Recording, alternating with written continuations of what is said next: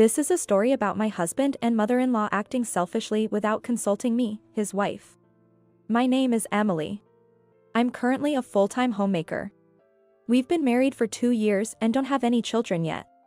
My husband, Michael, is busy with work and comes home late every day. We met at a training session for people in the same industry. Since we were both at a good age for marriage, we decided to get married after a year of dating. Our marital relationship was neither good nor bad, but we mostly talked about work. I think we had less conversation than a typical married couple. My husband sometimes consulted me about his work. While I was happy to be relied upon, it reminded me of my working days and increasingly made me want to go back to work.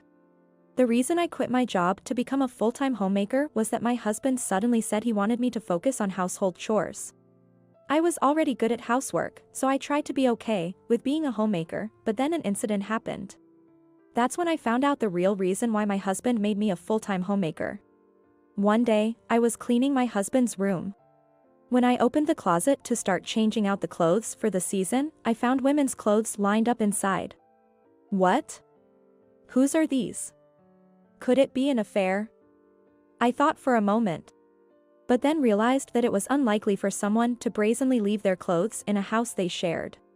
Since my husband works in fashion, I thought maybe these clothes were for work. That night, when my husband came home from work, I asked him about the clothes in the closet. And the situation turned out to be worse than if it had been an affair. Ah, those? They're all my mom's clothes. Why? What? They're your mother's clothes? Why do we have so many of her clothes here? When I asked this, I received an unexpected answer. Ah. Starting next month, Mom's going to live with us, he said nonchalantly. What? What did you just say? Mom suddenly said she wanted to live together. It's really troublesome, right? Anyway, that's the situation. I'll arrange the move, so don't worry. Can you just prepare a room for her? I was stunned by the sudden news and speechless. Why wouldn't you consult me about such an important matter? I haven't heard anything about this. Why are you raising your voice? I just told you, didn't I? Why are you so angry? He replied. My father-in-law passed away when my husband was young, and my mother-in-law currently lives alone. She's perfectly healthy and not ill in any way. She occasionally comes to our house, checks every corner, and nags me about my housekeeping. As a woman, it's a shame you can't do housework. You might have been excellent at your job, but a woman needs to be good at housework, you know? How can you serve this kind of food to my son? You should learn cooking properly, she always says sarcastically to me. It's classic mother-in-law harassment. Living together means I won't know what she'll say every day. Just thinking about it is depressing. She is my parent, so it should be okay to live together, right? We were planning to live together eventually. And you knew you'd have to take care of her, right? That's why I had you become a full-time homemaker, my husband said. The realization that he made me a homemaker to take care of his mother made my anger boil over. Of course, I couldn't agree and I argued back. I didn't quit my job to take care of my mother-in-law. Are you ignoring my feelings? You know I'm being harassed by her, right? It's natural for the eldest son's wife to take care of the parents, right? You're an adult, so just endure it. Don't make a fuss about it being harassment for just that, he said with a look of disbelief. Taking care of her is natural? Then, shouldn't we have discussed living together before deciding on it, since we're a married couple? I vented my frustrations to my husband. Then, as if he hadn't expected me to be this angry, he said, "You're really heartless." I'm really astounded. I'll report everything to Mom. Be prepared. Saying that, he looked at me and clicked his tongue. Then my husband just left the house. I'm the one who wants to click my tongue, I thought, as I slammed my husband's pillow onto the floor. He didn't come home that day.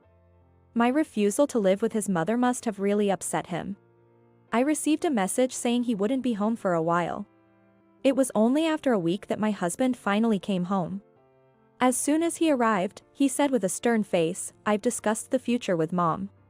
I had a little hope that he might have given up on the idea of living together. But then I was informed of an unexpected outcome of their discussion. This is the result of our discussion. Saying that, he handed me a piece of paper. It was a completed divorce form. What's this? What does this mean? If you refuse to take care of my mom, you're not fit to be a wife, right? I don't need such a wife. So, I think divorce is the only option. He was saying that if we couldn't live together, then we should get a divorce. I was appalled by such a facile attitude. It was like dealing with a petulant child. At the same time, I became calm and realized that I had no love left for my husband. Maybe I was just disgusted and had cooled off. With that feeling, I didn't feel like arguing anymore and just listened to him silently. Then, after saying what he wanted, he said, "I have to go to work now. Cool your head today and rethink living together. You don't want to get divorced, right? Tonight, we'll discuss it again, including my mom."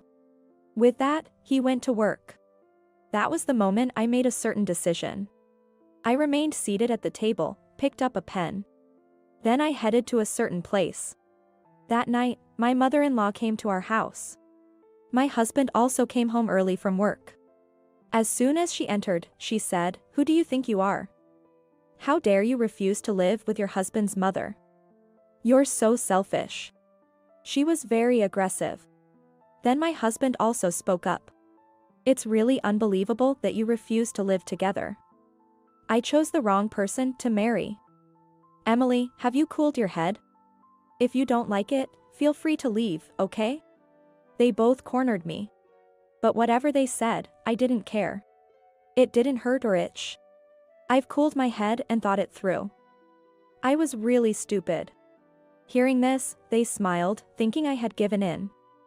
"That's good, we forgive you," they said. To them, I continued saying, "Forgive me? Aren't you both misunderstanding something? I've cooled my head. Do you understand what that means? Sorry. But I can't live with people who can't even consider their daughter-in-law's feelings." They were shocked by my unexpected words. "You're not going to say you want a divorce, right? If you hate it so much, you don't have to live together. I can still live alone. Let's discuss this slowly in the future." "Michael, that's okay. Right? Let's put off the living together." My mother-in-law suddenly changed her opinion, trying to please me. "Mom, you're misunderstanding again. There's no way I will live with you in the future." "Why? Don't say such things," she pleaded. "Your plea troubles me. I'm no longer your daughter-in-law. As you both wished, I filled out the divorce form you gave me and submitted it today. It's been officially accepted, so I'm no longer involved." I dismissed their arguments like that. Hearing this, my mother-in-law and husband were dumbfounded. They were probably shocked by my unexpected actions. After a while, my husband seemed to come to his senses and started yelling, "What are you doing submitting that on your own? It's normal to discuss things before doing something like that." "What's normal? I've reached my limit of patience. Do you now understand how it feels to be acted upon without discussing?" That's what I told them both. Intimidated by my firm stance, they didn't argue back, and I started packing my things. They tried to stop me, but I shook them off and went back to my parents' house. "Please don't go," my mother-in-law cried at the end, but I ignored her. I thought she should first apologize for all the harassment, but then I felt relieved thinking I might never see them again. This time, they probably thought that waiving the divorce papers would easily make me agree to live together. Perhaps they assumed that as a homemaker, I wouldn't easily agree to a divorce. I'm not so weak as to endure living together for such reasons. The divorce papers were just a joke. "I'm sorry. Please cancel it." Later, my husband came to my parents' house, begging on his knees, but of course, I refused. No matter how much he apologized, my feelings did not change. I told my parents everything. "You really weren't cut out for being a housewife, were you?" They didn't probe too deeply, just said that. It was just like my parents. Afterward, my husband continued to contact me, not learning his lesson. I guess I chose the wrong husband. "So, please don't contact me again," I replied and blocked his emails. He deserved this punishment for carelessly giving me the divorce papers. What goes around comes around. I hope he regrets it for the rest of his life. Afterward, my husband and mother-in-law started living together, but true to form as parent and child. With their stubborn and self-centered natures being so similar, they constantly argued and soon ended up living separately. Their punishment didn't end there. A while later, my mother-in-law was in a traffic accident. Fortunately, she wasn't fatally injured but became disabled and couldn't live alone anymore. Initially, my husband took care of her, but it wasn't easy managing work and caring for his mother, leading to days filled with irritation. This isn't what I wanted. If only we had a wife, this wouldn't have happened, they lamented. Currently, my mother-in-law is in a facility by her own choice. With no wife or mother-in-law, my husband must be lonely. He hastily started looking for a new partner. Initially, he attended mixers, but nobody was interested, and now he's trying his luck at a marriage agency.